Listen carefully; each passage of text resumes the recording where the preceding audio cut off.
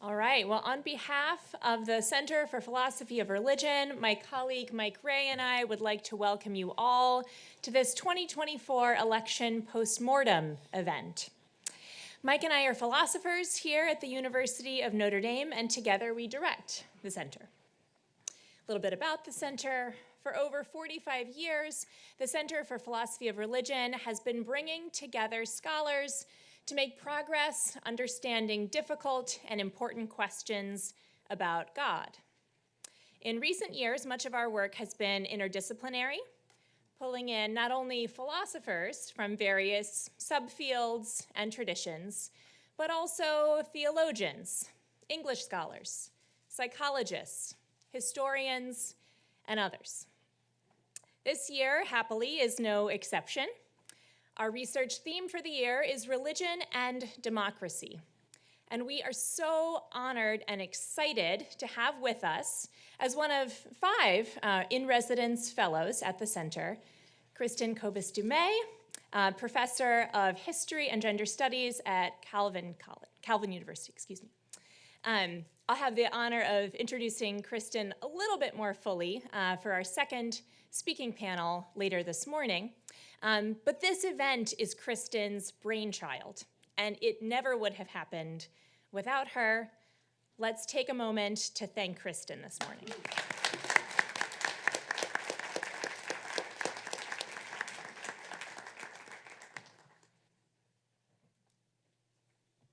Kristen has pulled together an incredible group of scholars, activists, and faith leaders who will be speaking with us over the course of 3 panels today to try to understand this particular moment in history.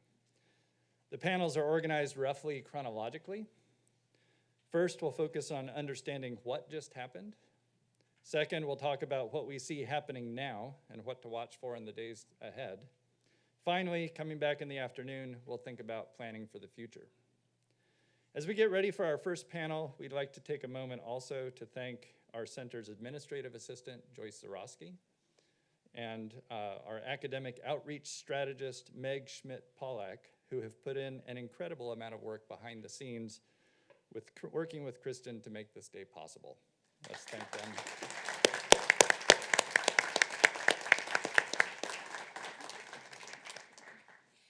All right, we'd also like to thank all of you for coming out in the midst of a busy holiday season, end of semester season, to be here and be part of this conversation.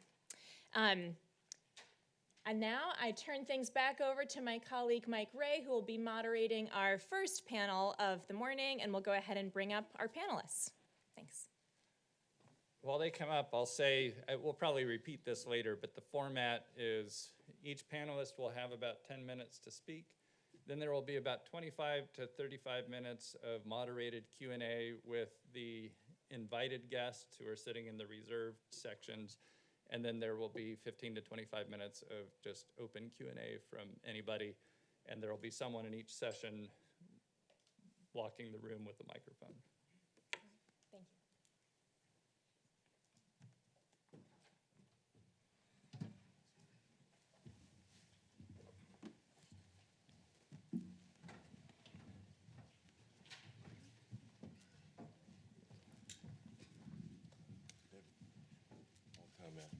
Been reading stuff for a while.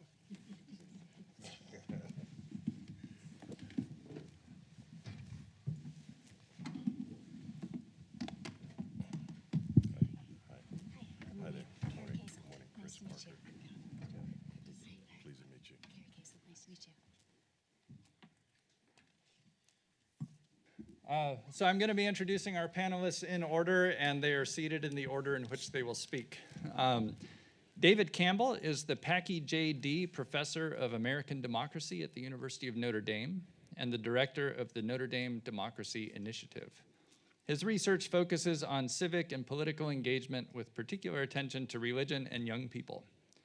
His most recent book, Secular Surge, A New Fault Line in American Politics, received the Distinguished Book Award from the Society for the Scientific Study of Religion. In addition to his many scholarly publications, he has also been featured in the New York Times, Washington Post, Wall Street Journal, and every political scientist's dream, Cosmopolitan. Yes.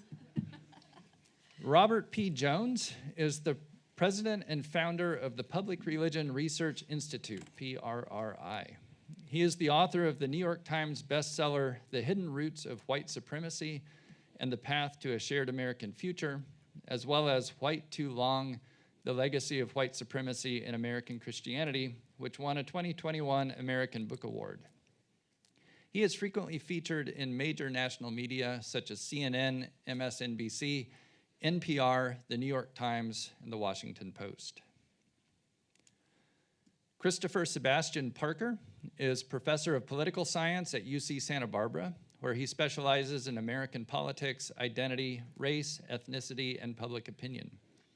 His most recent book, Change They Can't Believe In, The Tea Party and Reactionary Politics in America, won the American Political Science Association's award for the best book in race, ethnicity, and politics.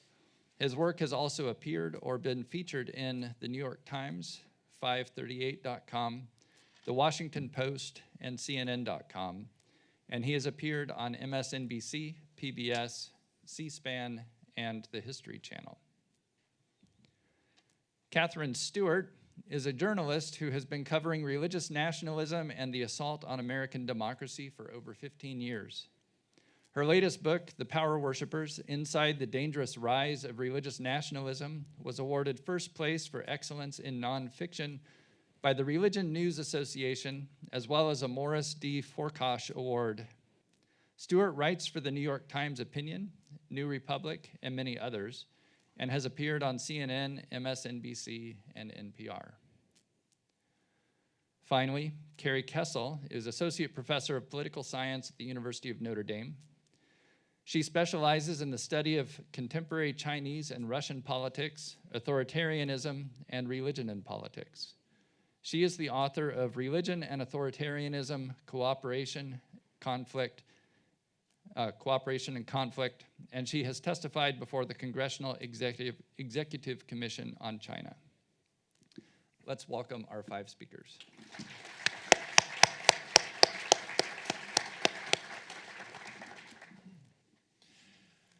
Well, folks, this is a historic day. Never before have I ever been to an academic conference that started early. It's astounding. There's no way anyone is going to remember my name because there's so many people on the panel. But I'm the guy who, you may recall in the introductions, in addition to being a professor and writing stuff, and I'm the Cosmo guy, which is absolutely true. I also direct the Democracy Initiative here at Notre Dame. So I'm going to take just a few seconds of my time and plug this Democracy Initiative. This is a university-wide effort for Notre Dame to demonstrate its commitment to the study of democracy, the promotion of democracy, the strengthening of it, both here in the United States and abroad. And if there's any issue where we might expect Notre Dame would have a voice that we hope the rest of the country and the world will listen to, it's on the question of faith and religion and how it relates to democracy. So I was absolutely thrilled to see this event come together, and I'm grateful for all of those involved in organizing it, and I'm grateful to see, again, such a large crowd here today. We are tasked on this panel on talking about the 2024 election because we just can't stop talking about this election. And I am a card-carrying political scientist, and so if we ask the question, what happened, I do feel obligated to note that from a political science perspective, we should not be surprised by the outcome of the 2024 presidential election in the United States. You can consider Kamala Harris as an incumbent. She was the vice president after all. And all around the world, in every liberal democracy that has held an election this year, and that is many of them, the governing party has lost ground. They haven't always lost power, but they've lost ground. In fact, by that standard, the performance of the Democrats in the 2024 election, again, compared to other incumbent parties around the world, was actually pretty good. And there are some easy explanations for that here in the United States, as around the world. There's a lot of economic anxiety. We know that in the United States, those economic indicators were actually a little stronger than they were in the rest of the world. But if you're somebody who is dealing with inflation, you don't care about the inflation rate in France. You care about the price of milk at your grocery store. And we just know historically that when there's a perception, whatever the reality, that the economy is in poor shape, and in particular when inflation is high, incumbent parties do poorly. So I could end my remarks there and say, that explains the election.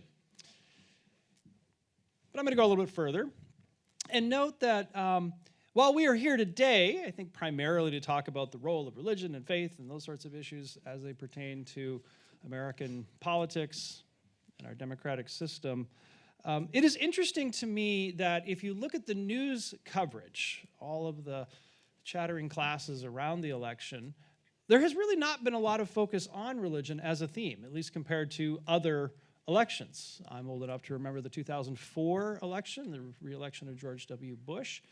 There was a lot of talk about religion in that election. There was a lot of talk in 2008 when Barack Obama first ran, et cetera, et cetera. But there wasn't a whole lot this time around, and we're going to see in a few minutes some data from Robbie Jones, and he can correct me if I'm wrong, but my understanding is that for the most part, the major religious groups that we pay attention to when we're analyzing election returns voted pretty much in 2024 as they did in 2020, as they did in 2016. That is, we didn't see a dramatic change. Changes in other groups, certainly, and that's where we've had our attention drawn. Trump's growth and support among demographics that has come as a surprise to some people.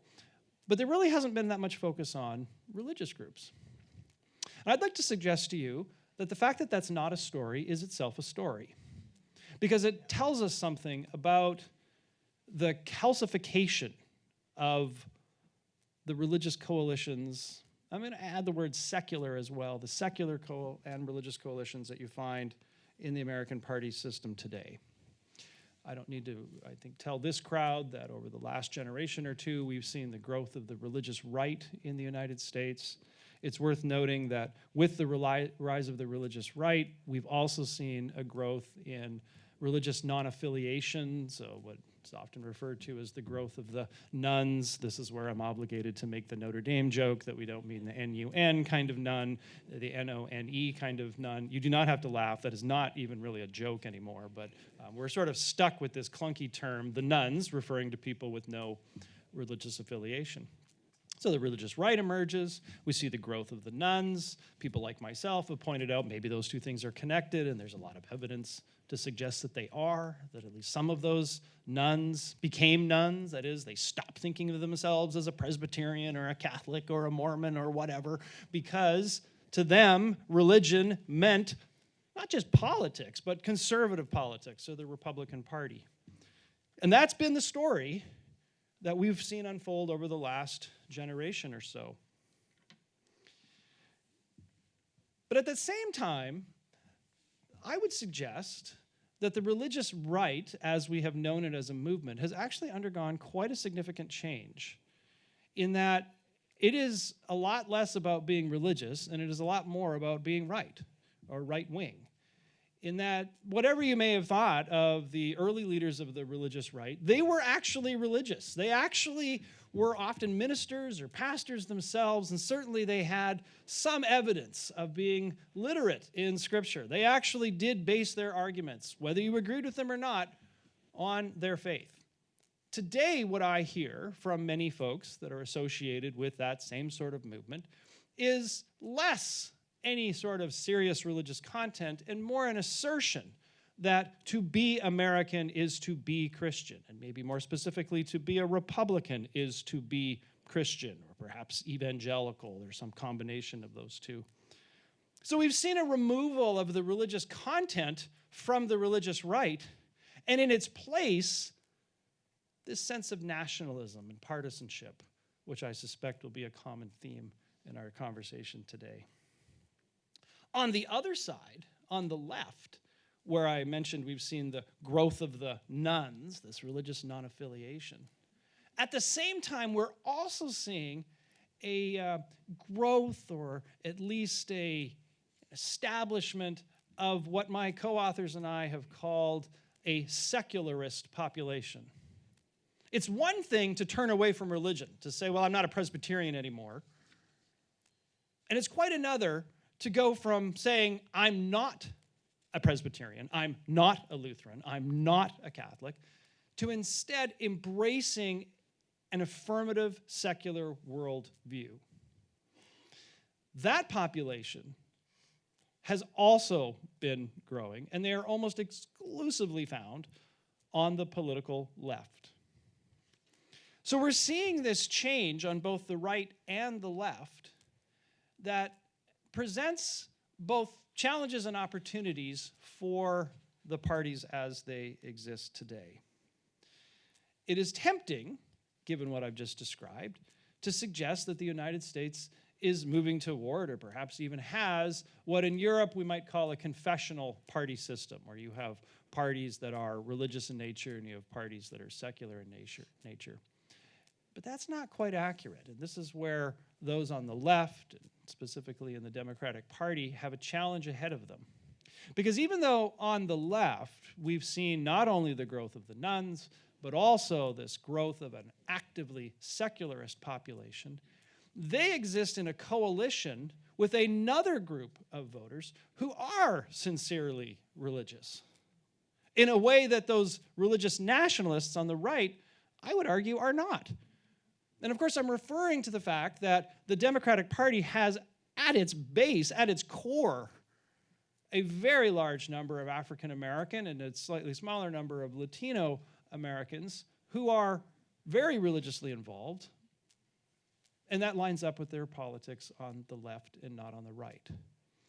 And I would suggest that thus far the Democratic Party has not really figured out how to combine those two wings, that growing secularist base that frankly they almost never talk about, and the fact that within that very same party, within that very same coalition, you have quite a fervently religious group. And they agree on a lot of policies, not on everything.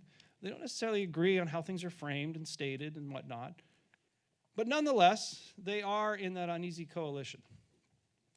I, however, am willing to predict, prediction is hard, especially about the future, but I am willing to predict that as folks on the left go through their versions of the autopsy report to try to figure out what they can do to win in the future, the key to success, the one who figures it out, will be whomever can combine those two wings of the Democratic Party and more broadly in the left, somehow figure out how to get the secularists and those other religious folks to work together. And if they can do that, then I suspect you will see dramatic change in American politics. Thank you. Thank you.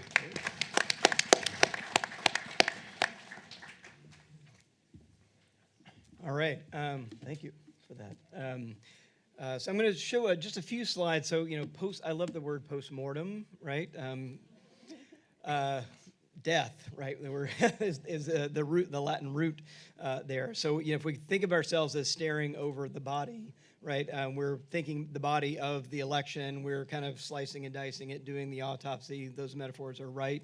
I have to say that I also wonder if we're standing over the body of democracy in many ways. And I'm deeply worried about that. So my comments are going to reflect, I think, that feeling as well. But let me, at least in terms of so what happened? I think Professor Campbell is exactly right. What's maybe the most remarkable thing about this election is what did not change. I think I agree with that. And in fact, you can look at the religious landscape in America. It has hardly changed since 1980 in terms of who votes which way. Essentially what you can see here, this is the 2024 election. It is, what I've got here is a combination actually of the Edison National Election Pool data, and just to make sure we all are on the same page, we now have two big exit polls to look at in the country. There is sort of an older one, the National Election Pool exit poll. That's the one that's sort of the big, the New York Times and the big networks use. There's also an AP Votecast, Associated Press, and Votecast has a different one as well. They largely show similar things. There's a couple of places where they diverge, and I'm going to kind of point that out. But basically, they do show this story that it is essentially white Christian groups, all three of the kind of big white Christian groups that we tend to parse out in the social sciences: white evangelicals, white Catholics, and white non-evangelical Protestants, who all were in majority support for Trump in the election. Now, everybody seems to know the kind of 8 and 10 white evangelicals supported Trump, but if you sort of sort the Catholic vote by race and ethnicity, and you sort of look at the white non-evangelical Protestant vote, the thing that most people don't know is that historically, and in this election, white non-evangelical Protestants vote about 6 in 10 for Trump every time he's been on the ballot. White Catholics vote about 6 in 10 for Trump every time he's been on the ballot, right? So kind of just remembering it's a white Christian thing, not just a white evangelical thing. And so I've kind of put this little line in the data here so you can see the group. The only other group that's in that kind of world of kind of voting for Trump are Latino Protestants, right? That's the only other group that's in that kind of 6 in 10 or more group voting for Trump. They are overwhelmingly charismatic, Pentecostal, and evangelical, right? So they're kind of close cousins to the white evangelical world, and they pick up both the theology and the political context from there. And then below sort of that little line, you see other groups, Christians of color, followers of other religions, Jews, Hindus, Buddhists, et cetera, are all kind of leaning hard the other way. The one group I have an asterisk here are Latino Catholics, and I think that I'm confident enough at this point to say that the NEP exit polls, I think, got it wrong on Latino Catholics by a lot. And so they showed for the first time ever that Latino Catholics were majority support for Trump. We have never seen that in any pre-election polling ever. So I was like, what is that about? And the AP vote has them down around 4 in 10. And we have very recent data we're releasing on Friday that looks like it's about 4 in 10 support for Trump. So I think that now that's a move up. It is more move in that direction as we saw among Latino voters all across the board. But I don't think it's not in majority territory. I think they're more around the kind of 4 in 10 mark as they have been a little bit more in the past. But to kind of just make this kind of put a fine point on this, if I combine it all down to kind of more simple categories, here's what we essentially see historically. Again, since 1980, if we put all white Christian groups together, it's about 2/3 of white Christians always voting Republican, no matter who's at the ballot. Trump didn't change this at all.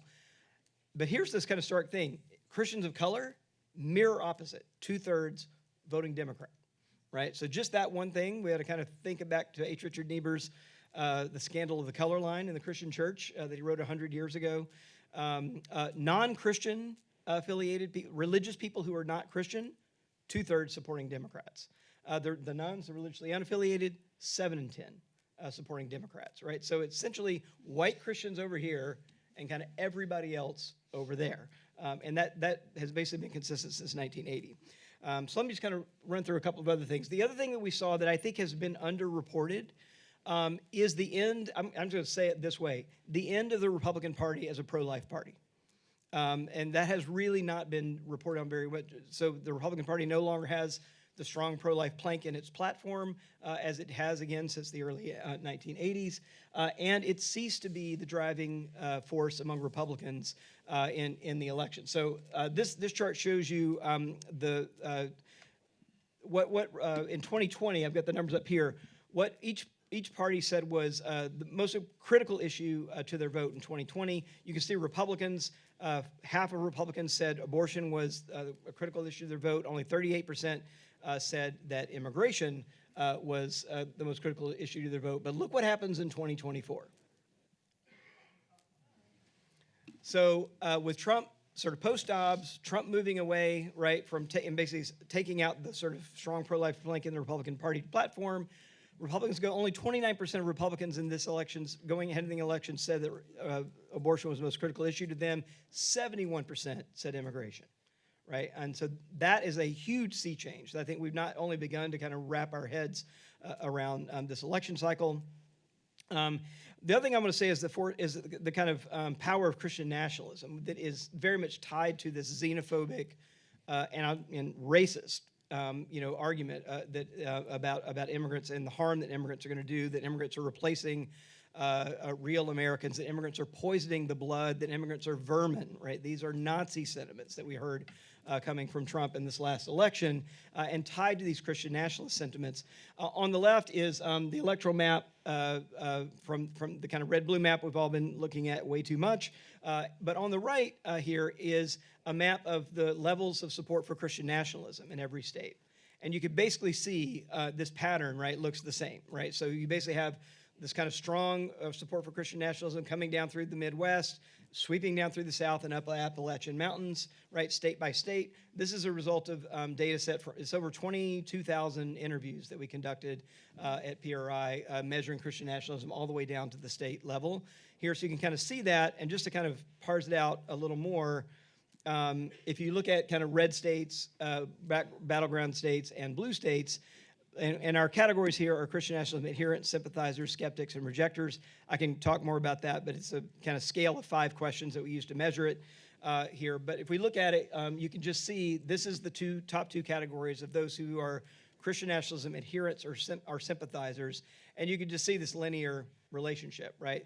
The more, if you live in a red state, much more likely to support Christian nationalism. Battleground states are in the middle, and blue states are much less likely to support Christian nationalism. Here are the kind of skeptic and rejector numbers on the other side of that. And then finally, this one that I think is also kind of a stunner. This is every state, so each dot is a state.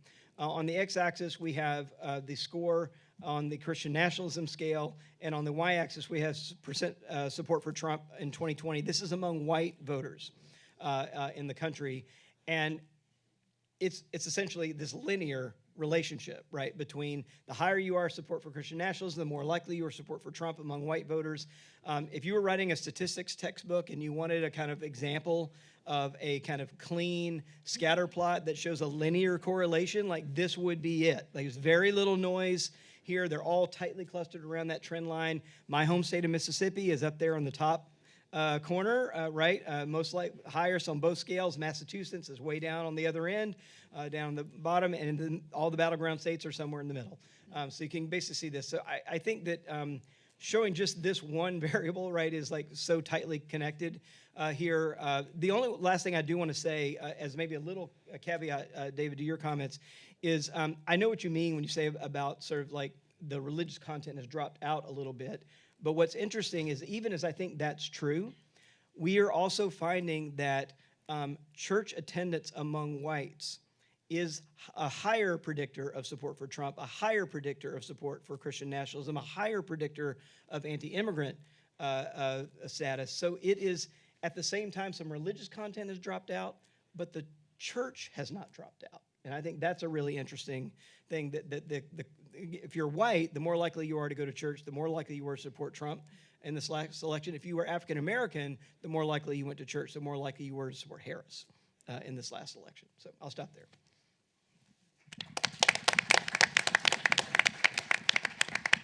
I was mistaken about the seating order matching the speaking order. Christopher Parker will speak next. Okay, thanks. It's good to be here. I always wanted to visit here, so it's good to be here on somebody else's dime. I will say that I do own suits, but it's too cold, right? So I got out this morning, too cold, so had a heavy jacket here, the heaviest one I got, so it bothers me. And then there's another way I stand out. It seems beyond the obvious locks, right? So it seems as though I'm the only one up here who's going to give a presentation that has nothing to do with religion, right? So I welcome that for right now. So what I'm going to explain here is enduring support for Trump. Am I supposed to get the clicker? Oh, there you go. All right. Okay, so enduring support for Trump. So this comes out of a larger intellectual project that I've been conducting since, I want to say about 2010. And so first you had the Tea Party, and then you got MAGA, and then you got Trump. Like, I can talk a whole lot more about this, and I've published on this, so if anybody's curious and I don't have enough time to like really get to it today, then please let me know, and I'll be happy to follow up with an email for, to satisfy your curiosity if you're so inclined. Which one is it? Oh, this one here. Yep. Okay. So I will say this right now. If I know this is Indiana, so I know this is, I'm in mixed company here, so, and that's okay. So I'm gonna say some things that are shocker, a little critical about Trump, okay? Shock. Okay, so what I will say is, let's think about like how this guy got reelected. He mishandled the pandemic to the tune of roughly 40% of the deaths could have been avoided, damaging democracy, a likely authoritarian turn coming up that is really likely in store for us, election interference, Capitol riots, convicted of 34 felonies. This country's become a haven for hate, and that hate crimes have increased, and it is around Christmas time, so I'll say a partridge in a pear tree. And yet, And yet, his popular vote increase, his vote share increase from 63 million in 16 to 77 million this year, won all the swing states in 2024, and improved his electoral college result slightly, but it's still obviously significant. So how can we, I'm trying to do both of these, you know what, let me just do this.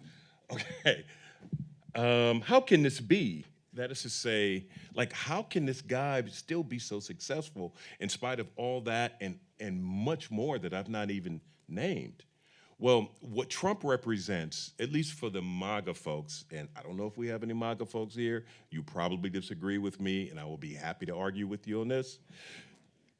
But from everything my research shows, and has shown for many years, is that the MAGA group sees Trump as the last thing between them and the rest of us. And what I mean by the rest of us, you know, the progressive wing of the Democratic Party, which would include somebody like me, that would include a lot of educated Americans, but mainly white folks, mainly, not exclusively, but mainly white folks, right?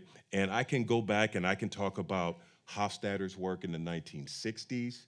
Like, that was a precursor to a lot of the stuff that I do. And that you have this reactionary right that is really concerned about cultural change.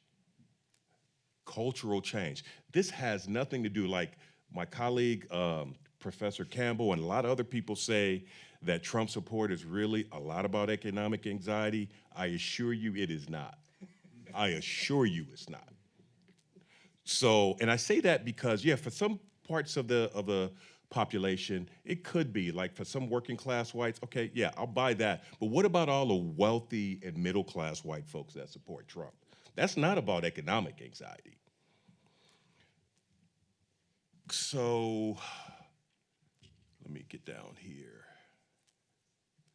I'm sorry. So, status threat. So, my colleagues and I make the argument that what we see, actually, that we would argue that represents the social psychology of the MAGA movement, is status threat. Status threat is a social psychological component of a broader theory of reactionary politics, in which dominant groups are threatened by social progress and seek a return to the hierarchy of the status quo ante. Status-threatened people, moreover, read cultural changes in American societies as existential threats to their way of life, not to their pocketbook, but to their way of life and to their cultural dominance, that is to say, their relative social prestige. Oops. Okay, I think I'm getting the hang of this now. Okay, here are some historical examples. The KKK, both versions, and I'm sorry, I don't know if Rory McVeigh is here. Is Rory here? Is he? Oh, he's not here? Okay.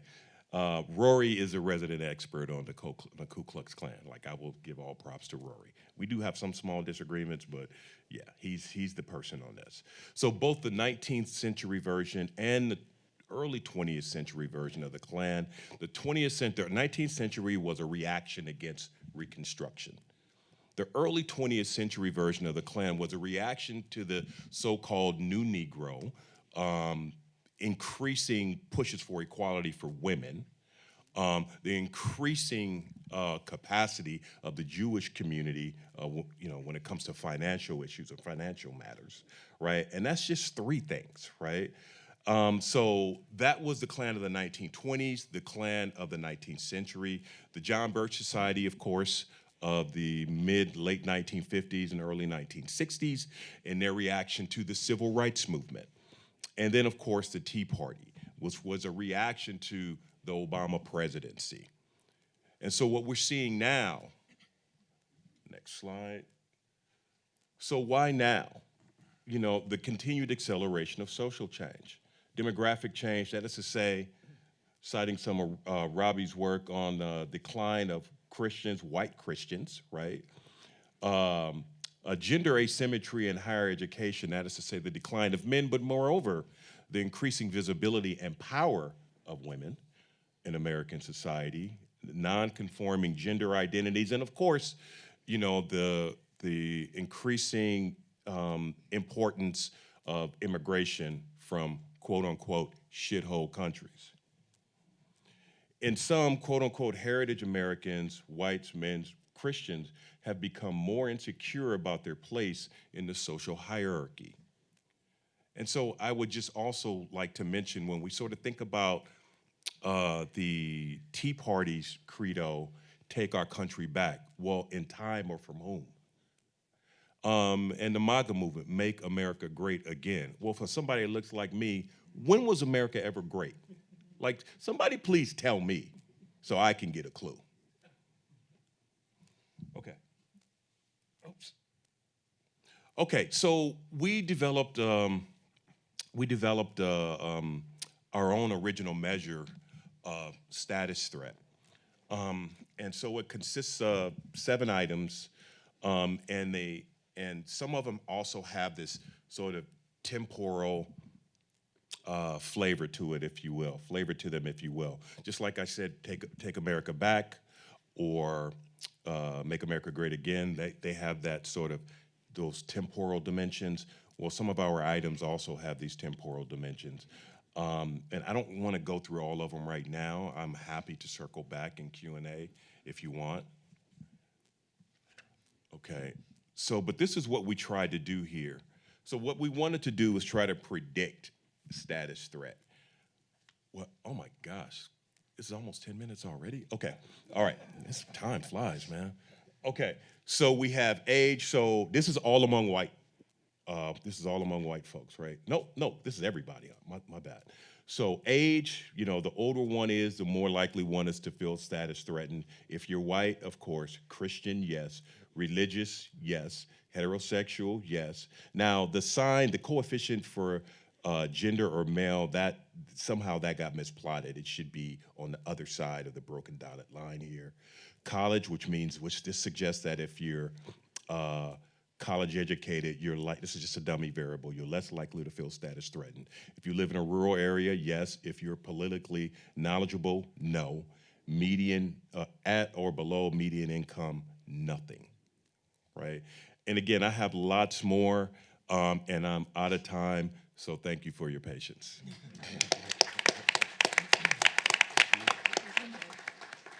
Thank you so much. I'm Katherine Stewart. Thank you, all of you, for being here. Thanks to the conference organizers and to my fellow panelists. Much of the post-election analysis has focused on the small population of swing voters, the people who apparently decided at the last minute that they were Democrats were to blame for the price of eggs and things like that. I focus my forthcoming book, and I will focus my remarks here on the much larger group of voters who are always going to support Trump and the MAGA party in the 2024 election. So what is the reason for their immovable support? There's a second related question that I want to address.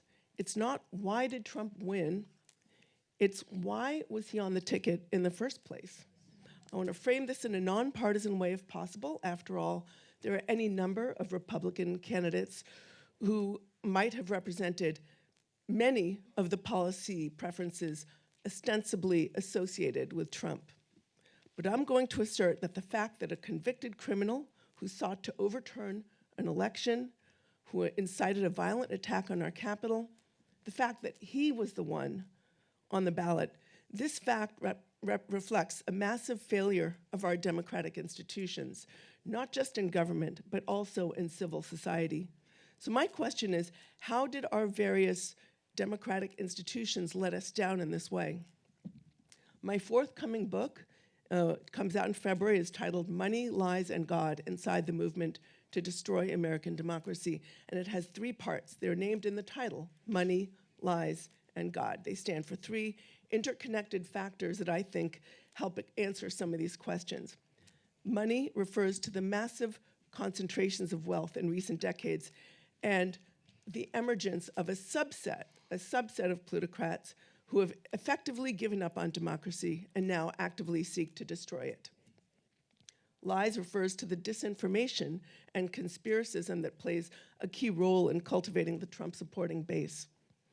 And God refers to Christian nationalism, the ideology that motivates the largest and most reliable sector of the Republican vote, and thus enables the agendas of the movement's super wealthy funders. Put these three factors together, and you have the explanation for a distinctively American and modern form of authoritarianism. So first, let's talk about money. The ideology of market fundamentalism has been so successful in recent decades that it has persuaded many billionaires, along with a number of Americans who are not billionaires, that they have earned and deserve every single penny that they have. A subset, super wealthy people in this country are very diverse politically, but a subset tell us that they just want freedom and deregulation. They want the government to leave them alone. But then they devote enormous sums of money to the Christian nationalist and anti-democratic movement and its disinformation machine. So let me make clear that most of that money comes from extractive monopolies and oligopolies. When they say deregulation, or they say they want to, quote, destroy the administrative state, a phrase we're starting to hear more and more, what they really mean is that they want government subsidies for their businesses in many instances, but they really want protection from market forces. They don't want to have to pay taxes on the same basis as the little people, and they want to eliminate unions and weaken other workforce protections. Over the past decades, these funders have also devoted enormous sums of money to shaping the courts through the Federalist Society and its many related organizations. But the culture war issues that they litigate, that get a lot of the news, are, they're the ones that get a lot of the media attention, but what they're also, these courts are also pursuing a sort of billionaire-friendly economic agenda, with people like the Federalist Society's Leonard Leo whispering in their ears, these wealthy donors have decided that democracy would really never deliver on their preferred policy preferences.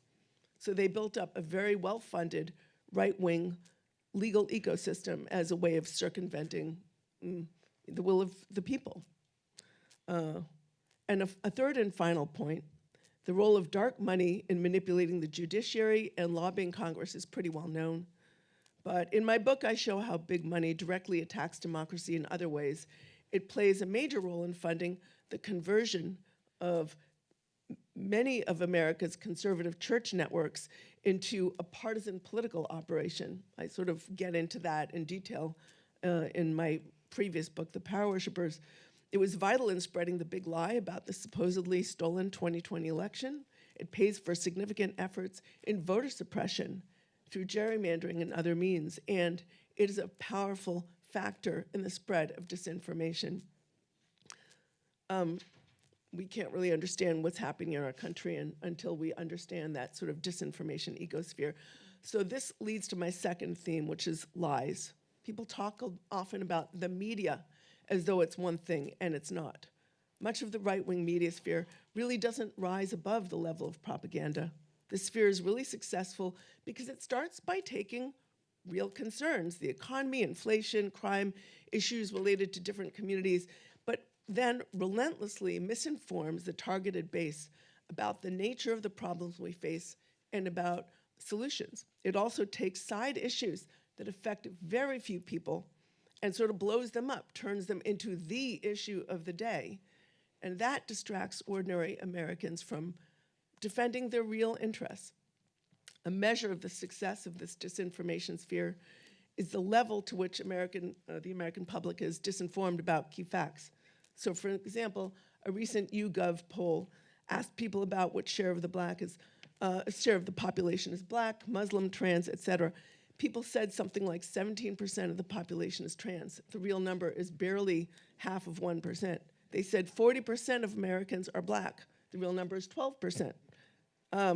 I mean, it's hilarious. They said, I think, what number is it? Maybe 30% of the population is Jewish. The real number is 2%.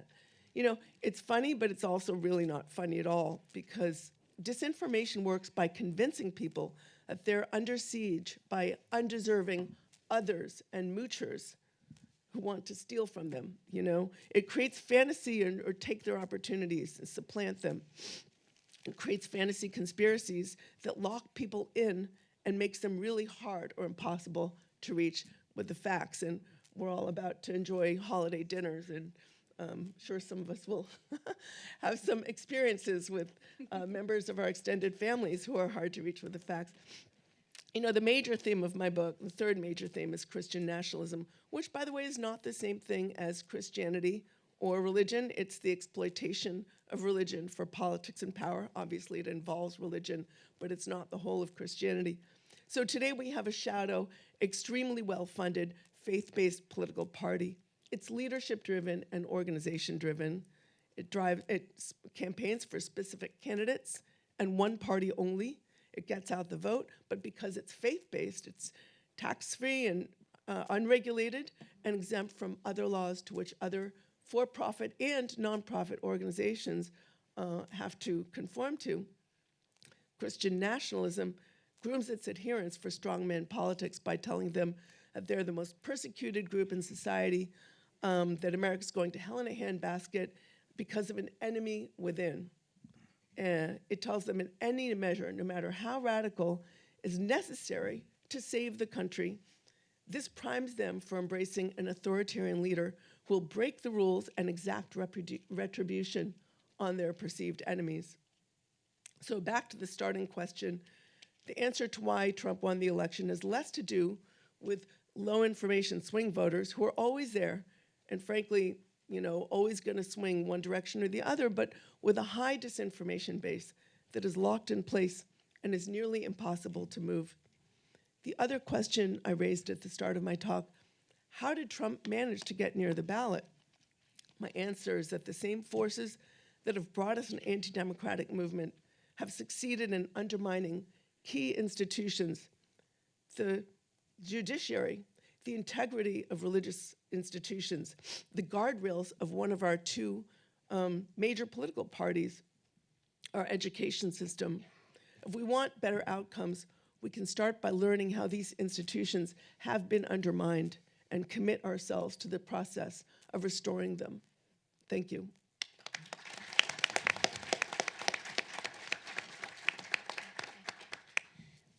Good morning, everyone. Thank you for having me. I'm Karrie Koesel. I teach in the political science department here at Notre Dame, and I have to confess I'm a little bit of an unusual choice for this panel. First of all, I don't study the US. I study Russia and Chinese politics. I don't study democracy. I study autocracy. The countries I study do not have elections that are free, fair, and competitive. They're mostly decorations. So I wanted to offer some reflections on the election, for what it's worth, from a comparativist who studies Russia and China. And what I see as a very curious observation in US politics is the fanatical support by President-elect Trump and some MAGA Republicans, the admiration of Vladimir Putin. And it's not just Putin, but it is other authoritarian leaders, Xi Jinping in China, Kim Jong-un in North Korea as well. So this Republican and MAGA fascination with Putin and with Russia is very real. MAGA Republicans talk about Putin as if he were an ally. Trump has called him, quote, a genius, politically savvy, a tough cookie, a real man. In Charlottesville, white supremacists and neo-Nazis, among the many things they chanted was, quote, Russia is our friend. Putin, by contrast, tends to treat the United States as an enemy, very far from an ally. So what explains this popular appeal of Vladimir Putin? I think one explanation is this idea of a strong Christian nation in Russia. Trump and many MAGA Republicans talk about Russia and feel this ideological sympathy with Putin's version of Christian nationalism. This portrayal of Russia as a strong Christian nation and Putin in many ways as the defender of Christian values. And by some measures, Russia is very much a Christian nation. 2/3 of the Russian population identify as Orthodox Christian. The Russian Orthodox Church has played a foundational role in nation building, has a very close relationship with the Kremlin. Kremlin elites from Putin all the way down talk about their religious identity, professing their faith, positioning Russia as the defender of global Christianity. So Putin and Kremlin propaganda talks about Russia as holy Russia. Russia as the third Rome, as the center of global Christianity, the true center. Russia as morally superior to the West, to the US and Europe. Russia as the defender of Christian values. And this rhetoric has been operationalized domestically in Russian propaganda. This is part of the rationale for defending Assad in Syria, but also the more recent invasion in Ukraine. Russian media is talking about it as a holy war in the past several months. So perhaps MAGA Republicans have imagined a better ideal version of society that exists, what they imagine exists in Russia, this strong Christian nation unified behind or underneath a very powerful leader like Vladimir Putin. However, as someone who studies Russian politics, this is absolutely not the reality on the ground in Russia. First of all, Russia is not terribly religious. In terms of measures of religiosity, if we would take the measure of church attendance, churches, cathedrals tend to be fairly empty on Sunday mornings across Russia. It is a deeply secular society, far more secular than Western Europe, where religion is seen to be in decline. Second, religious persecution is incredibly high within Russia. Russia has some of the highest government restrictions on religion, and especially religious minorities. And here I'm not talking only about Muslims, which are a sizable portion of the population, but Christian minorities, non-Orthodox Christians. These are evangelicals, Baptists, Pentecostals, Catholics, Lutherans. These are communities, Christian communities, that are targets from the government and police. Christian minorities are talked about in Russia as sects or cults in the media. This is the language that is used. They're harassed by police. Under Putin, Jehovah's Witnesses have been banned by the Russian Supreme Court because they are considered terrorists and extremists. So the appeal of this strong Christian nation in Russia is not at all informed by the reality on the ground.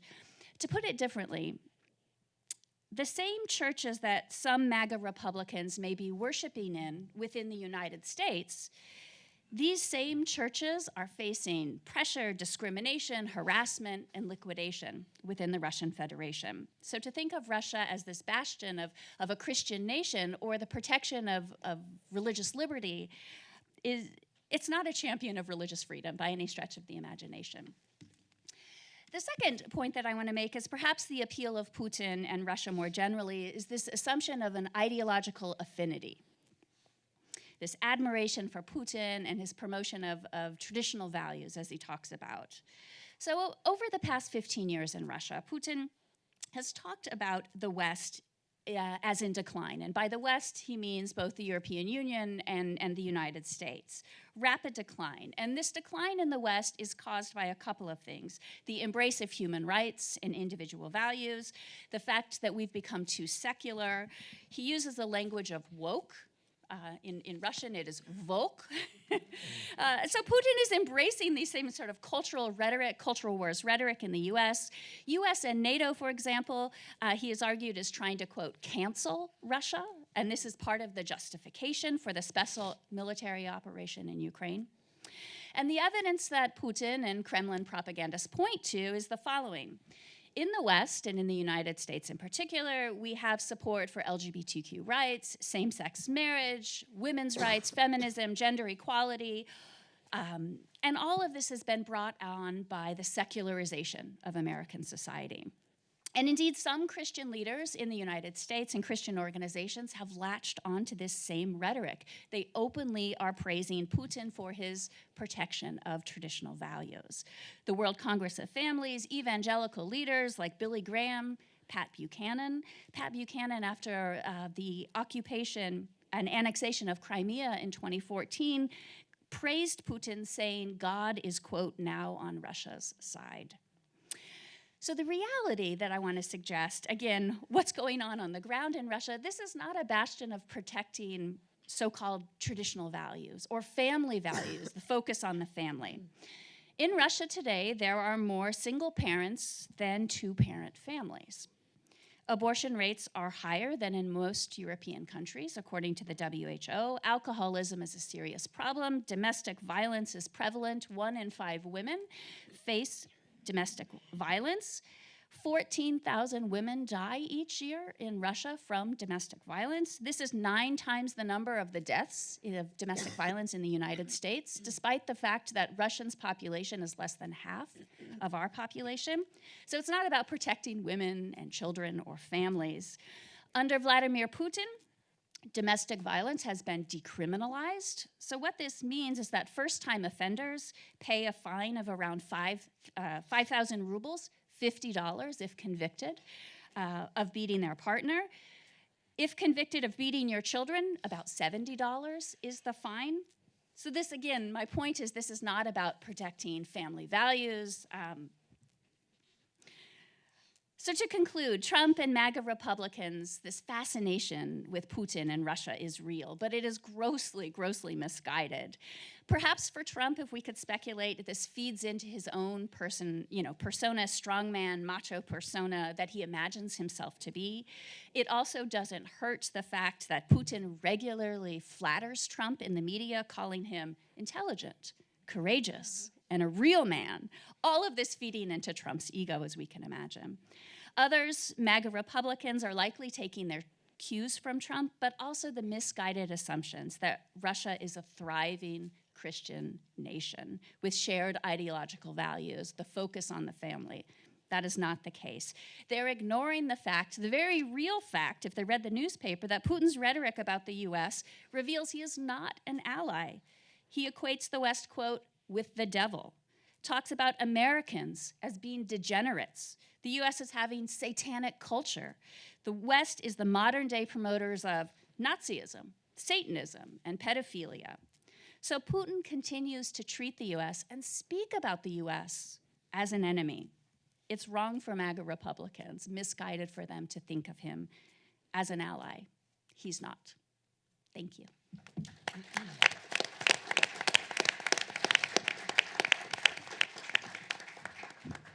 Now begins the period of Q&A from our invited guests, the folks who are sitting in the reserved section. My colleague Laura has a microphone that she will be bringing. Oh, and Joel has one too, great.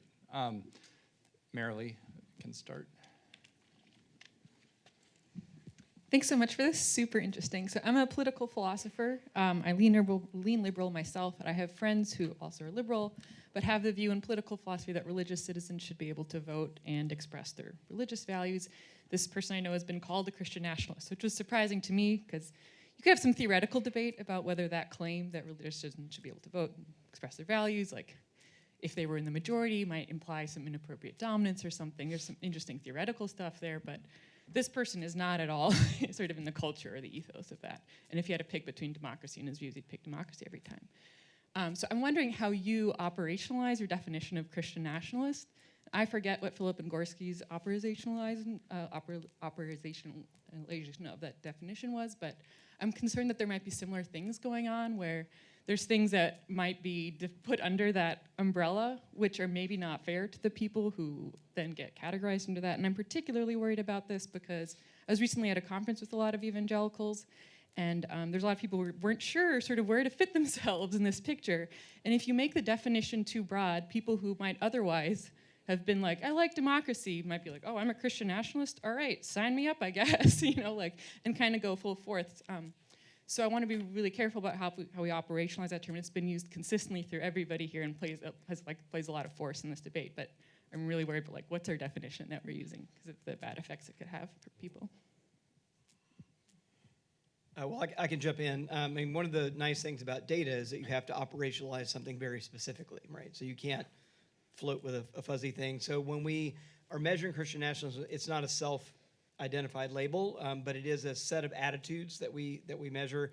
There's been now, 5, 6, 7 years of good social science research kind of establishing legitimate measures that have been vetted and tested. And so at PRI, we use 5 statements. And so the nice thing about this too is that if you only use one statement, somebody might just hear it weird, right, or respond to a certain word in the statement, and maybe you might unfairly categorize them if they're responding to something you're not quite. But if you got 5 statements, they all correlate very highly together, and they're all predictive. So like if you answer this way on one, you're highly more likely to answer on these other ones. So the 5 statements, just so you know, are these, and these are published on PRI's website at prri.org. So it's this.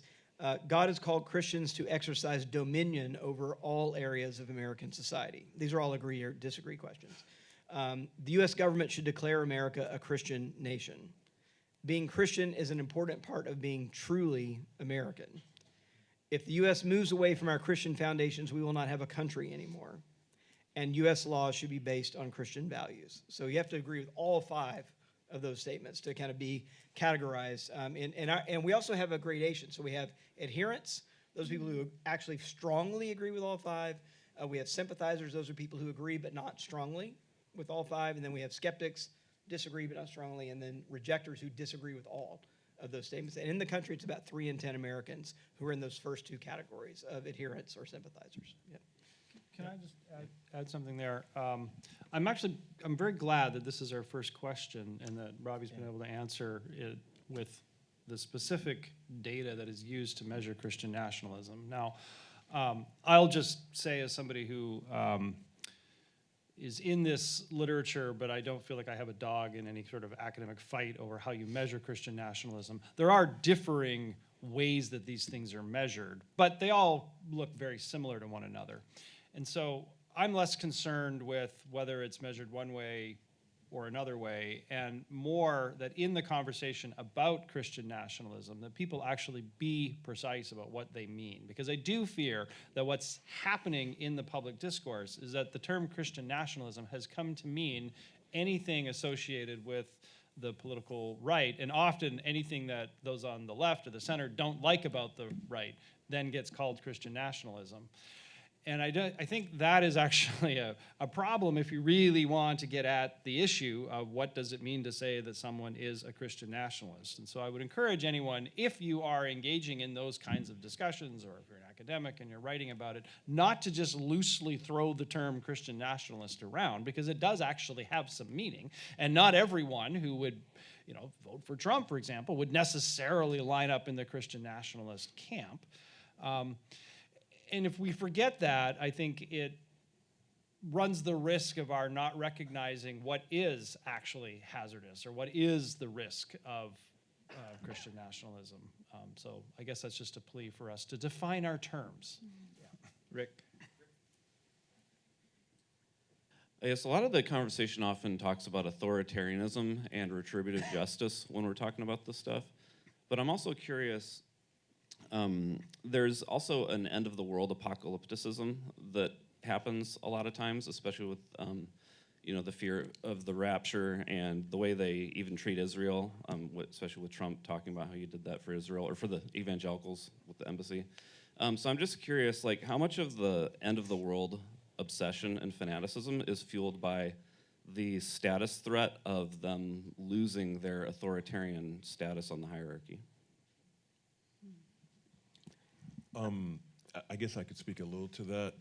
So it's really real and tangible. They feel like their way of life is threatened, and not their class position or anything like that.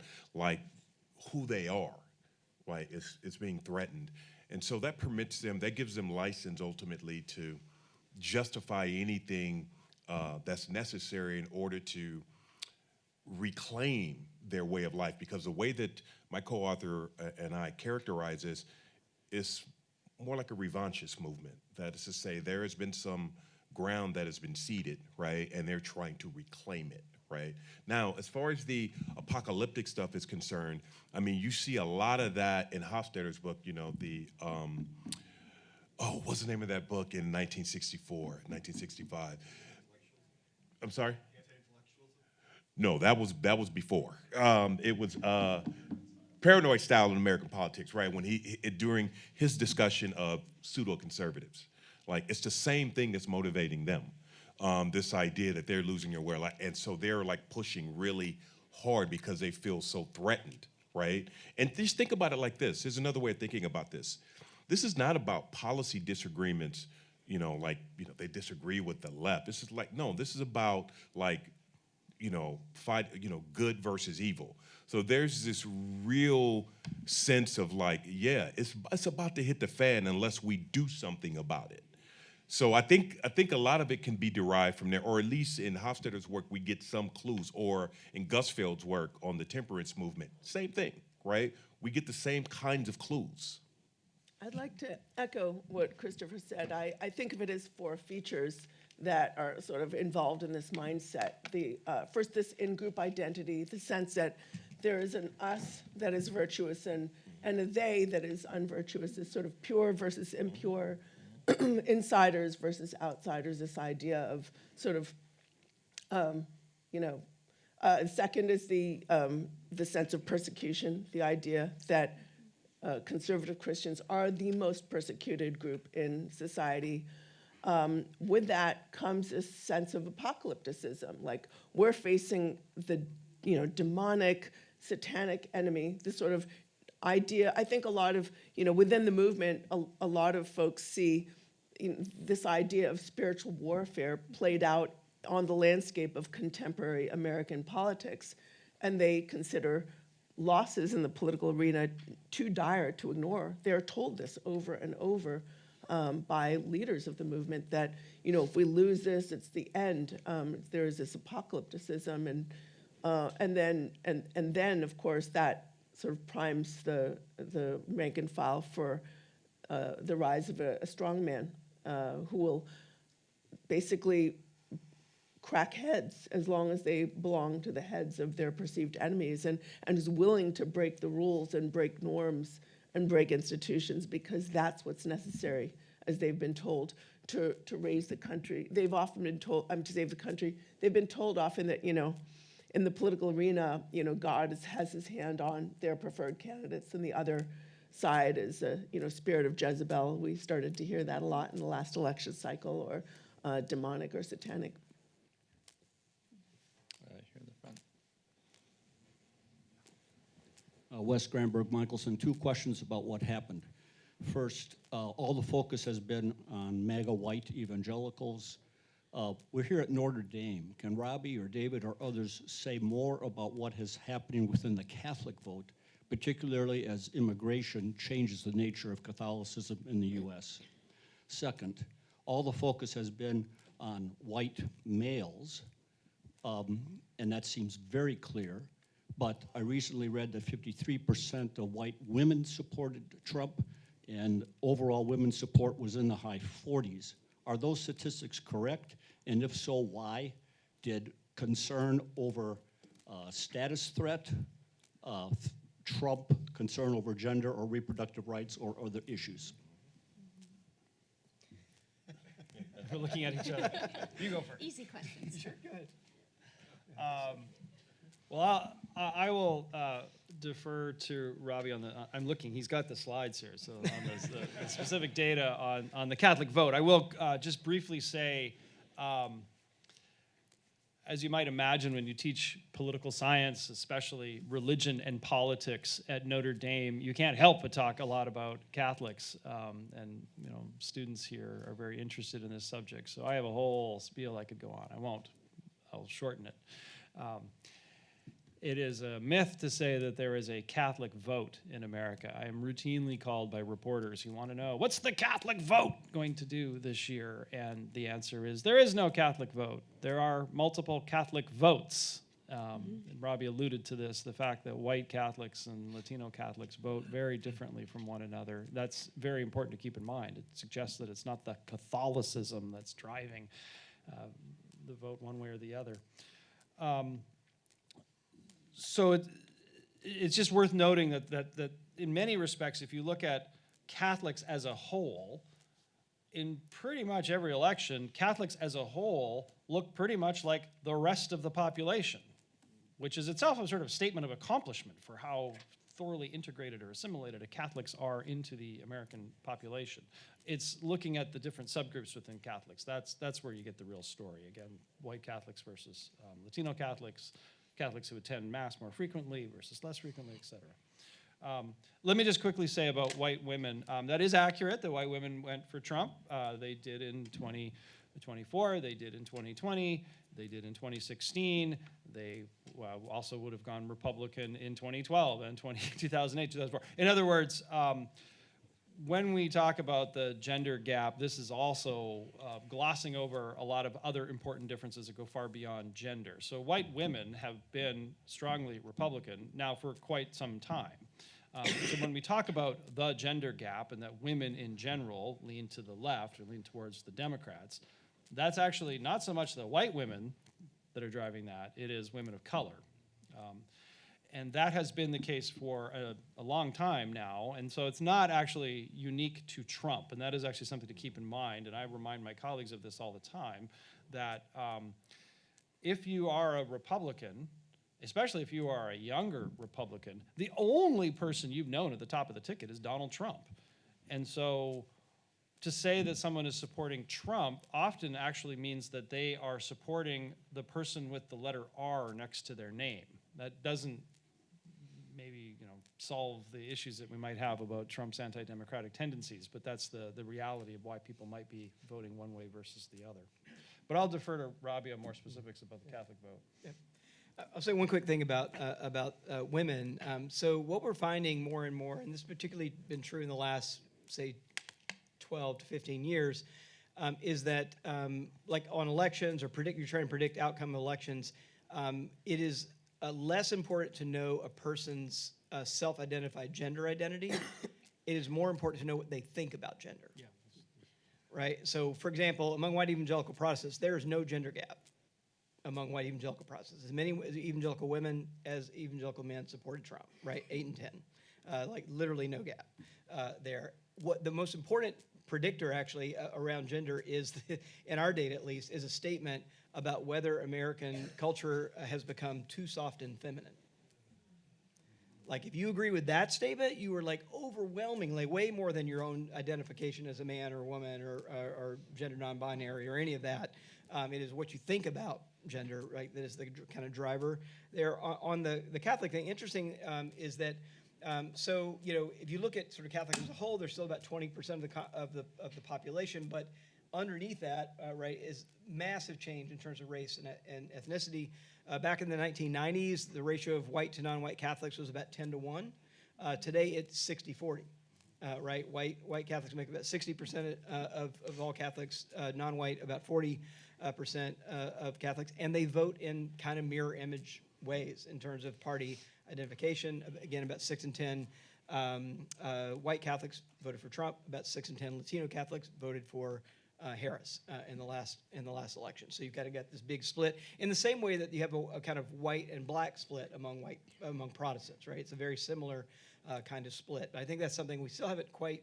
Either we think it's so normal that we don't quite pay attention to it, but we haven't really wrapped our heads around. Like that's a huge gap in the kind of voting preferences among Catholics. And my favorite line is from E.J. Dionne, like there is no Catholic vote and it's important, or he's fond of saying. But I think more and more we really have to understand, as we do among Protestants, the Catholic vote by race and ethnicity because they behave so differently in public space. So.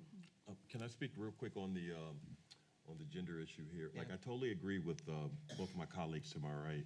Well, two guys at the end. Yeah, I mean, David's right. Like, white women have voted for Republicans for, Jane Jones' work shows us for at least the last 60 years, give or take, right? So I want to say that, but what I also want to say is that another reason why, so this election is a little different as the gentleman mentioned, like you had, like abortion was front and center. So why would you still have so many white women voting for Trump, given his position on the issue? Well, status threat does play a role in that in the following way. Just like, one would think that women, especially, not especially, but including white women would, have, a more feminist take on these things. But that assumes that a majority of them at least are feminists, A. B, so think about white women in the past who have been fairly well educated. One comes to mind immediately, Phyllis Schlafly, right? Very well educated, right? But she was like right there, you know, in the John Birch system. She wasn't a part of the John Birch Society, but she was part of that reactionary right. You know, but for her, we would have an ERA right now, I think, right? So that's one, and then of course I can name Michelle Bachmann and even lower Sarah Palin, right? Like, so I'm just saying, one wouldn't confuse any of these women with a feminist. Yes. I would like to add something before we end. You know, the way I do a lot of my research is I go to right-wing conferences and strategy gatherings and summits, and the last two conferences I attended were Ralph Reed's Road to Majority Conference and Tony Perkins and the Family Research Council's Pray Vote Stand. I feel like half of Pray Vote Stand was about the issue of transgender women playing on women's sports teams. And again, you know, one thing the right is very good at doing is, you know, they do their market testing. They find a side issue that affects very few people, relatively few people, and then they make it the issue of the day. And this was the issue that I think appealed to a lot of conservative women and has actually some some bipartisan appeal in many regards. So this is why that issue was focused on so much, where, you know, they still talked about abortion. I mean, you're going to go to Pray Vote Stand, it's a pro-life audience, right? It's an anti-abortion audience.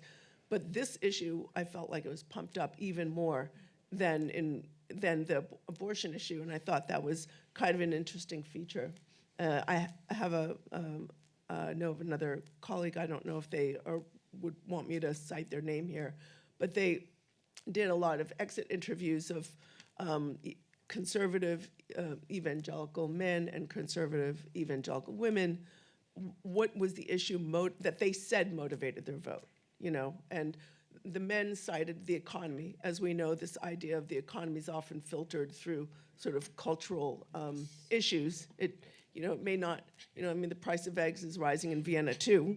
Are they going to blame that on Kamala Harris? But you know, they cited the economy, but for women, it was that issue, the sports issue, and also the idea of parents' rights in public schools, which is another issue that we know the right has pushed, and the Christian nationalists at those conferences, they were pushing those issues very, very hard too.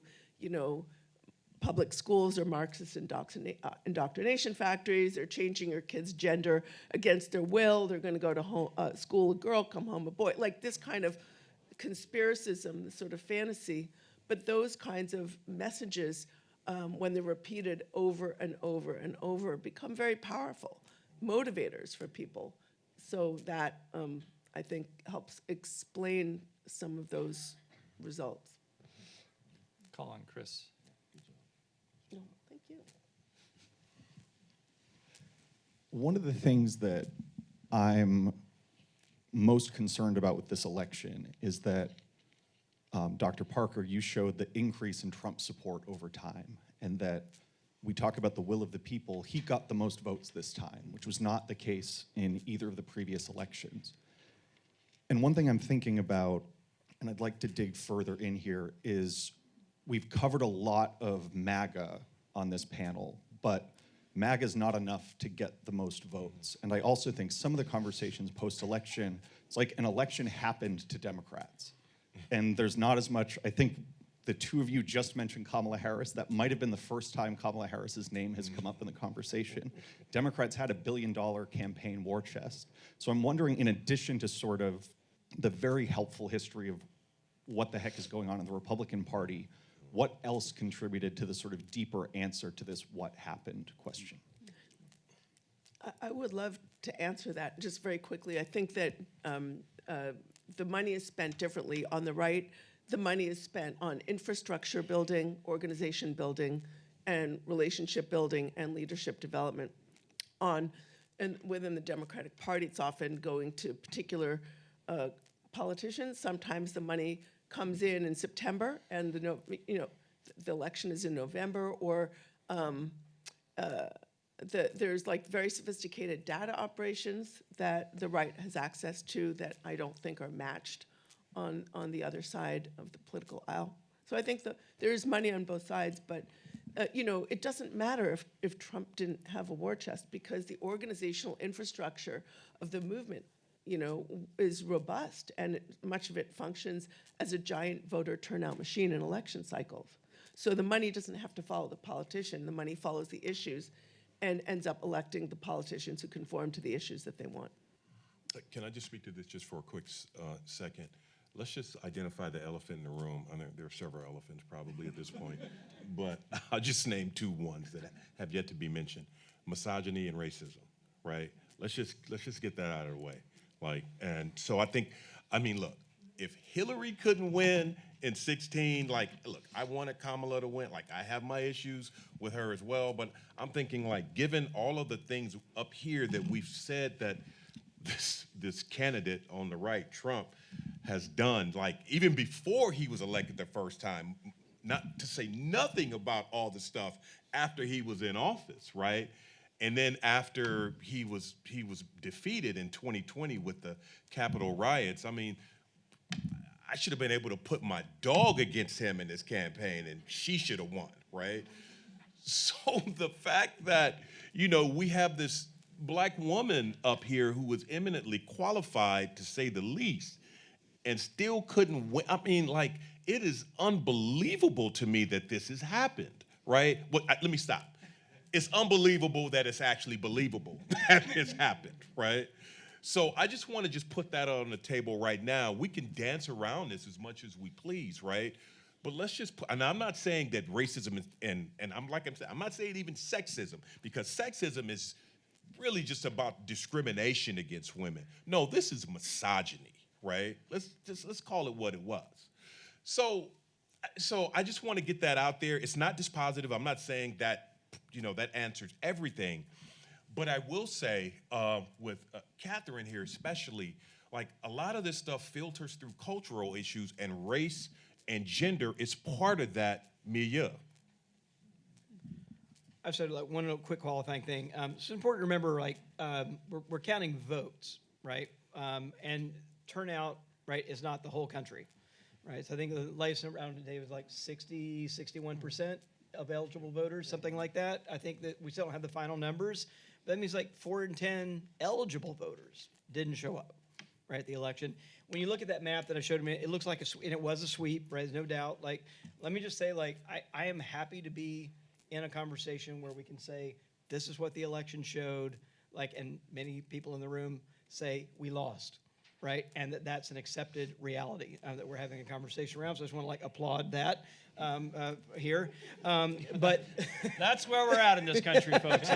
One side loses and says, okay, we lost. We lost, right? And we're talking about why we lost, right? Or why the supporters can't hear us lost. But the other thing to say is that, again, we're still waiting on final numbers, but as these numbers come in, it looks like that 233,000 or so votes could have pushed the election the other way. In other words, you give me 233,000 votes and let me kind of put them in the swing states where I want, we get President Harris. So we're talking about these just impossibly small margins. And, I think you're still right, Chris, how, is still an operative question, right? But still, it is an impossibly small margin. There's no huge mandate. And it also means on the other side, for those wondering about what lessons to be learned, outside of, wow, the power of partisanship, right? And wow, the power of racism. I think that's all right. We don't get less. Real quick thing. It's important to remember that, like I said, this happens. This is the configuration we've had since 1980, right? Is this ethno-religious sorting of voters since 1980? Well, why is that? Because of the civil rights movement in 1964. I'm from Mississippi. All my grandparents were Democrats, right, in the South, right? And there was this great white Christian flight from the Democratic Party to the Republican Party that began with the passage of the 64 and 65 Civil Rights Acts. They give us the parties we have today. The Republican Party today is 70% white and Christian in a party that is in a country that's 41% white and Christian. The Democratic Party is 25% white, and Christian, right? It's still 2/3 religious, by the way, but just 25% white and Christian. So that sorting, that like the propulsion of that's not abortion, it's not LGBTQ rights, it is the civil rights movement that gives us the party sorting primarily to what we have today. So. Can I just take a point of privilege and just ask my colleagues who specialize in religion and politics, for Christians, for white Christians, like, where does the social gospel fit in? Like, where is that? We right? heard tell of something of that.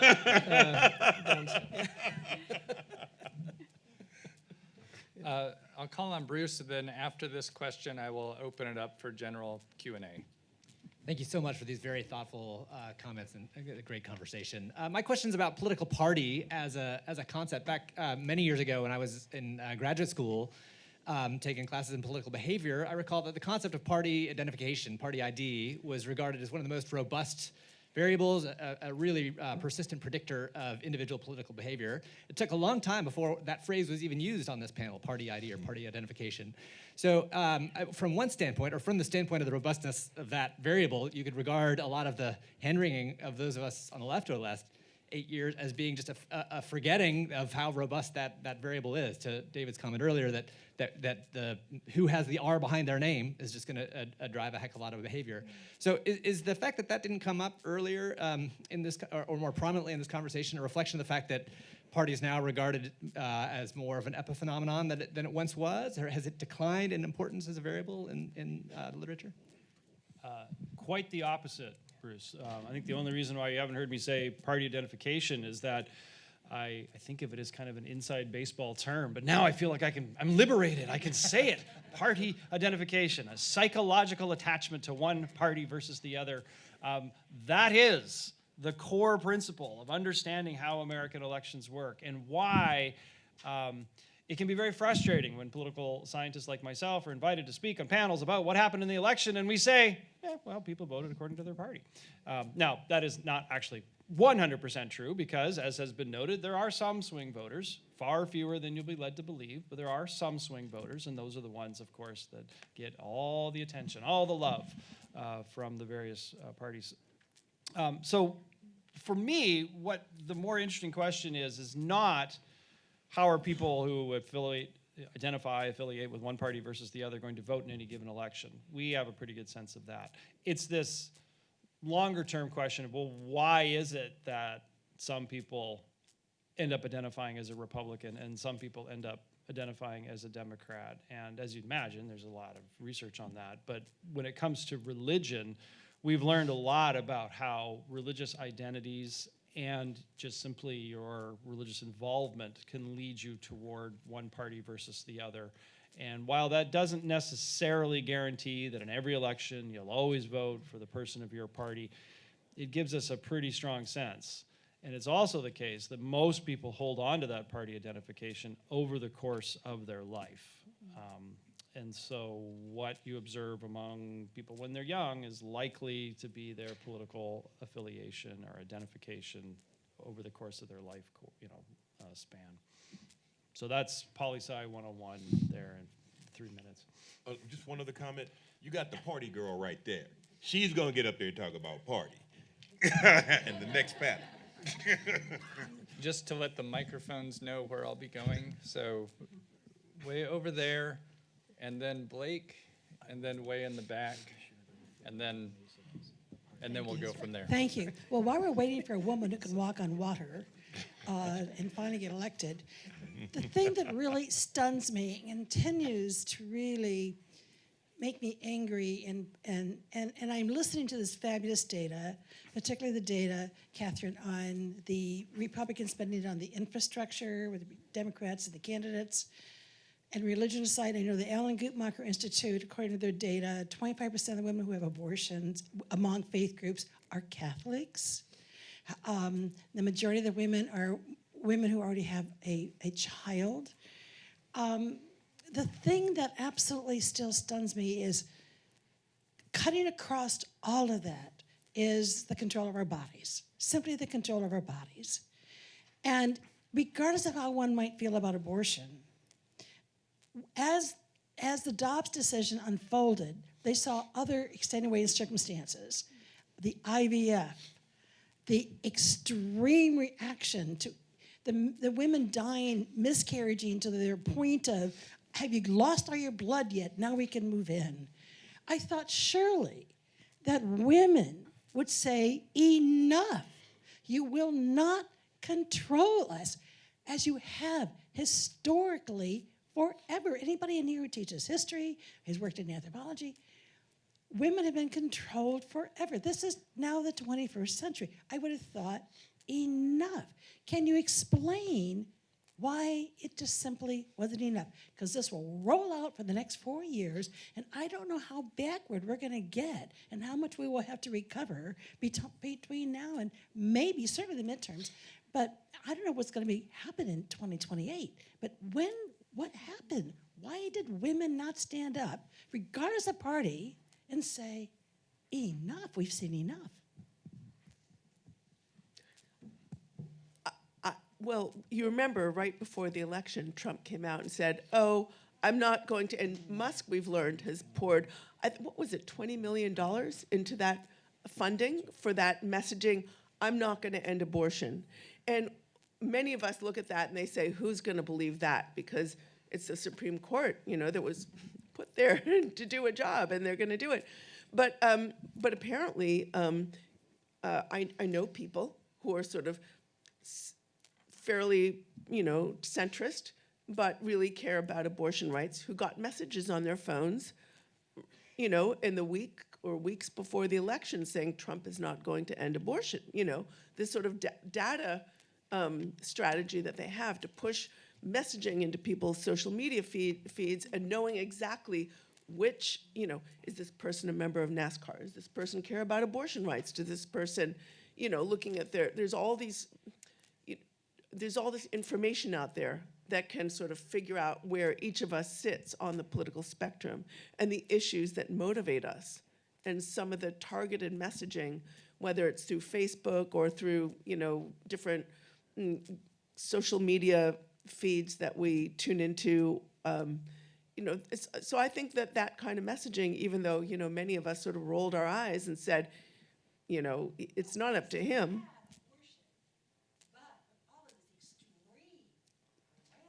But a lot of people don't look beyond the immediate. They see this, oh, Trump's not going to end abortion. So they believe it. And I think also there's a lot of cognitive dissonance out there. A lot of people don't have abortions until they need one. Or they don't think they're going to have abortions until they need one. There are a lot of women, I have to speak about this because it happened to me personally, who experience medical crises where they need abortions to save their lives, and they might not think of themselves as, well, I wouldn't do that, and then all of a sudden they need that to save their lives, or they need it because they can't foresee a future with the person who got them pregnant, or they're not in a position to have, to expand their families at that moment.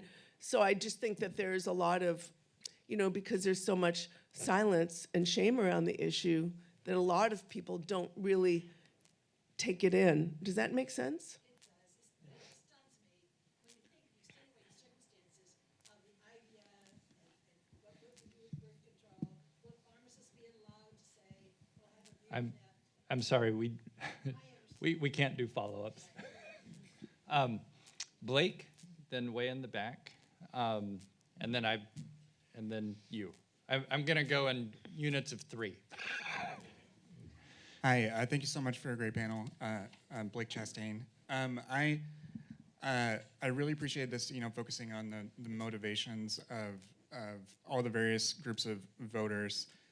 My question is really about how those motivations are formed and how they're directed. I'm speaking as someone who, my undergrad was at Indiana Wesleyan down the road here in Indiana. Very conservative evangelical, had a very, what I can now identify as like a very Christian Reconstructionist type of professor. And I have moved away from that personally. But one of the things that came to mind was actually something that Robert, you wrote in Why Too Long. You referenced in that book a 2002 study by Emerson and Smith that said that evangelicals in particular have a restricted cultural toolkit. And that was in 2002. And my question is that toolkit even more restricted now? Because Cambridge Analytica was a decade ago now. And I recently read Annalee Newitz's book, Stories Are Weapons, which is all about propaganda. And Cambridge Analytica actually took propaganda tactics and applied it to the US populace, which generally the US military doesn't do. But now we have political actors that are doing that. So have the sort of the atmosphere, whether it's media or churches themselves, have those places become even more restricted in those more conservative places in the last 20 years? All right, there's a lot there. I'll jump in and kind of take a swing. So thanks for the question, Blake. It's making me think about kind of some themes we've already talked about here. David mentioned the kind of partisanship, and our data shows us to absolutely become more salient, not less, right, over time. And Alan Abramowitz, political scientist, has shown like it's negative partisanship, like one of the key. So it's less that we love our own party, more that we hate the other party, right? That's what cements us, right, to partisanship as well. But if you kind of think about sort of status threat and apocalypticism and negative partisanship, right? These things all work together. And if you think the other party is literally a tool of the devil, and that if they get into power, it is literally going to be the end of the world, right? That's a pretty strong cocktail for only considering one party, right? If that's what you believe about the other party. It's also, and Lily will talk about this too, it's also correlated with support for political violence, right? When you believe those things, right? So not just about losing elections, but you might have to resort to extra democratic and even violent means, right? To take back, what's yours. This kind of retrenching. So that's the thing that's making me think of it. That's what I think is hardened, right? Is this sense of like, and that for many churches, particularly in a group that's leaning 80% or more, right, for one candidate, it's not even open for conversation anymore. I think that's what's really been locked down. It's also worth noting the specific study that I think you are referencing, that is referenced in Ravi's book, refers to a very individualistic conception of religion. So this goes to the earlier comment about what about the social gospel? Well, for many white evangelicals, if you're focused on an individual's piety, my own salvation, my own behavior, you're just in a worldview where thinking about things systemically just doesn't make sense. And so individually, actually, many of these folks on the sort of measures we use of how you feel about those of another race, they actually score pretty well. They don't look like racist by that measure, but they're also not willing to accept the idea that there is a systemic racism. Like, to them, the way you deal with racism is that you become friends with a black person, and that's it. That's all I need to do. And so the language of how, well, we need to think about structures and larger issues just doesn't resonate within that community because that's not the way they see the world. And again, there's nothing intrinsic about religion because many, that leads you to that view. Lots of religions, lots of Protestant religions have a view of the collective and can think in those broader terms, thus the social gospel. That's just not what you necessarily find in that world. In the back, then in the middle, and then if there's time, Sarah. Hi, I wanted to thank you all for letting me participate in this group therapy session. We're all sharing together. And I suppose what was shocking to me about the results of the election compared with 2016 is that I'm 8 years older now, and as a millennial, then I thought demography was destiny, right? I thought all the old racists and misogynists were gonna die off, and then we'd have new, young, progressive people, right? And they do tend to vote progressive, but one thing that the chattering classes talk about a bunch that we haven't really discussed in this panel yet in depth is the youth vote. And I'm curious about how are the life worlds, how are the religious worlds of young men and young women being formed right now? What's going on in my students' heads? What is the future of this coalition that we've described as a solid block, right, since 1980, unchangeable? Well, no, of course they're changing, right? They're dying off and they're new racists and misogynists being born.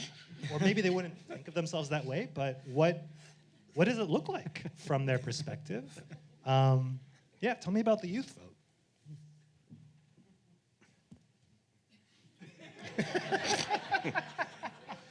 All right, I'll plug. So my colleague Melissa Deckman at PRI has written a new book called The Politics of Gen Z. So I will plug that book out. We are seeing a gender gap among particularly young white men. And I should make sure I'm saying young white men here. It's particularly kind of acute among the kind of gender gap among white women and white men.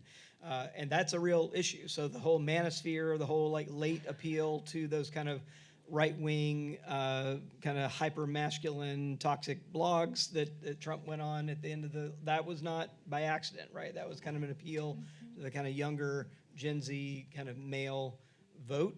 There's also there is a kind of status threat operative among that group as well. Can we fit incels in here someplace? Sure, yeah. I'll pass the baton to you for that. No. Yeah, but it is about like status threat, and it's part economic, but it is probably 2 to 3 parts cultural to every economic part, that it is there. But here's one thing to say though, the nuns, the way we see this through the religious lens is usually through the unaffiliated, who are more likely to be religiously unaffiliated. And we're still seeing at the ballot box this imbalance where white Christians, whose median age is somewhere around 56 or 57, vote at higher rates than other Americans do, right? So white evangelicals, for example, are only 13% of the population. Yes, you heard me right, 13% of the population. They were somewhere around 18 or 19% of voters at the ballot box in 2024. So about 5 percentage points overrepresented at the ballot box. The religiously unaffiliated are 4 to 5 points underrepresented so they tend to vote a little bit less. That's mostly because they're younger. That's always true of younger people. But another way, if you gave me like a little magic wand and I could just like make the evangelicals vote at the rates that they vote and make the unaffiliated vote at the rates and have them proportionally represented in the electorate, we probably have a different outcome. All right, Diane, I believe, and then Sarah, and then if there's time on the side there. So my question is, thank you.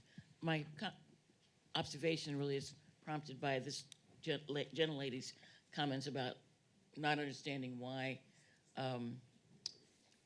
women voted for Trump. What I wanted to point to and to ask the panel to comment about is why didn't white women change their votes? That's really the point that I think you should comment on in response to her. Can we get one of the women to start? Study American politics. Well, I think that many women are targets of where many white women are targets of. I think I addressed this a little bit in a previous question when I was speaking about women on the religious right who were specifically sort of motivated by certain issues, and they're also subject to messaging, subject to disinformation. You mentioned earlier Phyllis Schlafly. It's interesting. I think within, Kristen Gomez-Dubé has written an incredible book about this and how you should be up here speaking with us, about many women sort of raised within these patriarchal movements who believe their best chance of dignity is operating within that system, and who that's what they know, because that's the sort of context within which they've been raised. So I think that's a motivating factor for a big sector. The disinformation and conspiracism was really heavy. I mean, are you guys familiar with Reawaken America? It's a traveling conspiracy fest, pro-MAGA conspiracy fest, organized by Mike Flynn, who's one of Trump's big allies. Usually one of the Trump sons shows up to speak. There's a lot of sort of spirit warrior, New Apostolic Reformation type religion. There are a lot of sort of faith people, religious leaders there who are speaking about spiritual warfare playing out in the here and now. But the conspiracism is really thick, and they draw thousands of people to mega churches around the country. They've been doing it about once a month for a few years now, and the conspiracism sort of it doesn't just affect the people in the audience. It gets distributed through we know about Fox News, but that's like too mainstream for this. There's like Telegram, and there's these channels and YouTubers, and there's this whole far right propaganda sphere that draws its people out of the realm of reason, people of men and women alike. And I think that was just an enormous factor in this election, unfortunately. And it's frankly made our country, less governable, more polarized. And that too clears the way for an authoritarian leader who will come in and say, I alone can fix it. I do have something to add, Diane. To build on my panelist's point about the online spaces and misinformation. So part of my work is on influence operations coming from authoritarian regimes like Russia and China. And as we saw leading up to this election, the narratives coming from Russia about Harris in particular, as Chris mentioned, this is the racist misogyny tropes. And not that they all originated from Russia, but what the Kremlin can do is amplify these narratives in domestic spaces and really give them a megaphone and a larger voice. So, that suggesting Harris is not smart, she slept her way to the top. All of these horrible stories were being amplified, and it's fairly easy to trace these things back to Russia. But it is not just what I would say the helping Trump narratives. They're also coming from Russia, anti-Harris narratives coming from the so-called left. And so these are fake narratives coming from the liberal left, undermining Harris, saying she's not qualified, she's not the best candidate, that it is a rigged system. And so it's coming from both, you could say, the so-called Trump community, but also the left as well. Sarah. So this is kind of like a piggyback on that, because I think it's hard to talk about Trump without mentioning that he's like a candidate that really came in the height of social media. Mm-hmm. So you have Steve Bannon talks about flooding the zone with shit. I think Russia's version, fire hose of falsehoods. Mm-hmm. Basically, Trump says, something outrageous. Then by 9 o'clock on the news, he said something worse. He's like almost impossible to cover. He seems immune to scandal. Doesn't matter if he rapes someone, if he defrauds cancer kids. Like, how do you cover someone who seems to have scandal after scandal, because it just seems to numb people, like beyond comprehension. Like, it just overwhelms their cognitive ability to take in information. It seems like people then fall back more on that identity, like kind of default existing, because they can no longer differentiate fact from fiction, so they're more likely to go back to pre-existing. So how do you deal with covering a candidate that is just constantly scandal to the point that people can no longer, and obviously it's getting amplified, like you were saying, Russia, they and then they just let it go. Like, mm-hmm. We have more than enough to, douse ourselves with gasoline.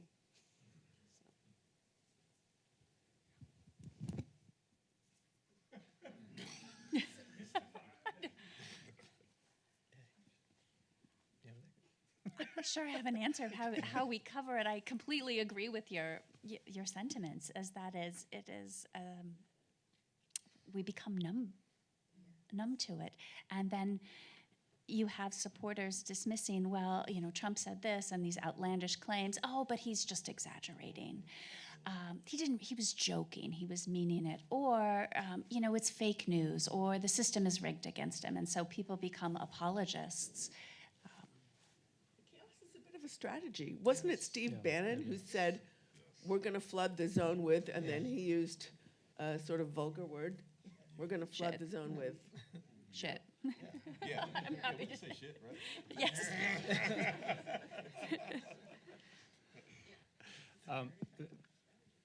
I might say I actually agree that I don't know how deliberate it is on Trump's part, but I nonetheless do think that it is a strategy, and certainly those around him are, I think, happy to allow these things to propagate, because I think it does actually lead people to be numb, which is why those who are concerned about the implications of some of the authoritarian things that Trump has said, I would implore you to keep your eyes on the prize, on the thing that is most important, because it is so easy to get distracted by all of the other noise that goes along with Trump that is probably not as critical to the health of American democracy. And I fall into it too. I mean, there's a lot of ridiculous things happen, and it's easy to just sort of get caught up in that. But there are things that are far more important. And that's where the attention should be.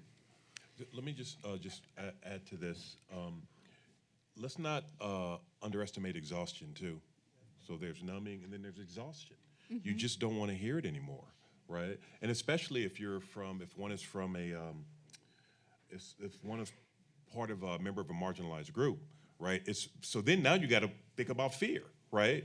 So you have fear, and exhaustion, right? But as people, as part of those groups, one has to remain vigilant, right? So how to cover him, who knows? I have no idea. I'm not a media person, but I do take what David said seriously. We can't afford to take our eye off the prize, right? But I do think this is a strategy, and it's so far proven effective. I will take the question on the side, but I warn everybody, I'm going to cut us off at 10:45, regardless of who is speaking. Hello, Jane Rossing, Frankenberger. And my question is specifically for Katherine Stewart. We hear a lot about the billionaires funding the MAGA movement, but you raised something that was new to me, which was especially billionaires from extractive industries. Did I hear that correctly? And if so, can you say more about it and why that might matter? Thank you. Yes. Well, this has a history of going back to the 1930s with was called spiritual. I wrote about this. Spiritual mobilization, where a pastor got a lot of money from oil companies and gas, and decided to sort of marry more conservative forms of religion with sort of, I would say, libertarian politics. And so that kind of alliance has a real history in our country. It was, I believe, sort of some of these extractive industries that actually funded Billy Sunday, who was a sort of figure in an earlier time, who was so this kind of alliance has a real history in our country, and we see it happening today. I mean, it's no surprise that oil and gas money, is there. Some of the biggest, large funders of the movement are from oil and gas, and then you have people. By the way, a lot of the funders are not themselves particularly religious or even Christian. Think about Barry Seid. He's a Chicago billionaire, Jewish, who donated $1.6 billion to form the Marble Freedom Trust, which is the largest political donation in our country. And he put Leonard Leo, who's headed up the Federalist Society and is a sort of money man of the religious right, he put him in charge of it. So they can spend $230 million every year without touching the nut. And, flowing that into, many of the organizations, no doubt, that Leonard Leo has been engaged with in order to shape the courts in a sort of pro-oligarchic right-wing direction. And it is 10:46. I'm sorry. Oh, dear. I'm sorry to have to cut us off. We will start promptly at 11 o'clock for the next session, so please be back in here, and let's thank our speakers.